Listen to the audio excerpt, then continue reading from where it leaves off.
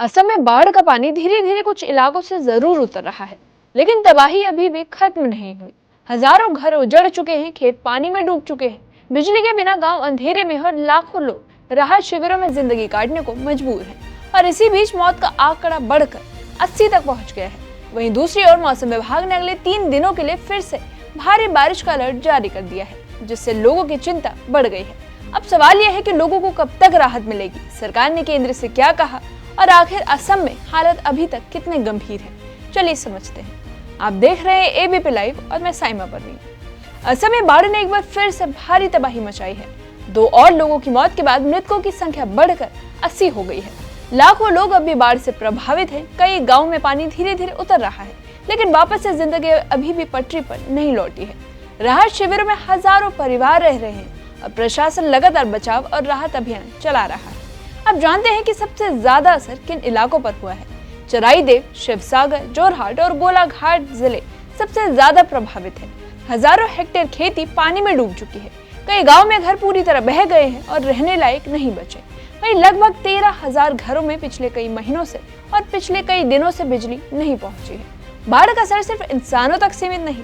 सरकारी आंकड़ों के मुताबिक 11,000 से ज्यादा मवेशी बह चुके हैं, जबकि हजारों दूसरे पशुधन प्रभावित हुए हैं। खेतों में खड़ी फसलें पूरी तरह पानी में डूब चुकी हैं। इससे किसानों के सामने दोहरी चुनौती खड़ी हो गई है। एक तरफ घरों का नुकसान तो दूसरी तरफ रोजी रोटी का संकट। और ऐसे में खेती और पशुपालन दोनों को भारी झटका लगा है। अब बात करते हैं सरकार की सबसे बड़ी राहत की। मुख्यमंत्री हिमंता बिस्वा शर्मा ने घोषणा कर दी है कि बाढ़ प्रभावित लोगों को 6 महीने तक अपने लोन की EMI नहीं चुकानी होगी, यानी 6 महीने का मोरेटोरियम मिलेगा। और हालांकि ये सुविधा सिर्फ उन लोगों को मिलेगी जो सच में बाढ़ से प्रभावित हुए हैं। बैंक पहले नुकसान का आकलन करेगा और उसके बाद पात्र लोगों को इस राहत का लाभ दिया जाएगा। सरकार ने छोटे व्यापारियों के लिए भी एक खास राहत योजना बनाई है। मुख्यमंत्री ने कहा कि जिन दुकानदारों की दुकानें बाढ़ में पूरी तरह तबाह हो चुकी हैं, उनके बैंक खातों में बिना किसी नए गारंटी के गिरवी के 10,000 रुपए दिए जाएंगे। साथ ही जरूरत के हिसाब से लोन की अवधि भी बढ़ाई जा सकती है और इसका मकसद लोगों को दोबारा अपना कारोबार शुरू करने में मदद देना है। तो वहीं दूसरी तरफ मौसम विभाग ने राहत की बजाय नई चिंता बढ़ा दी है।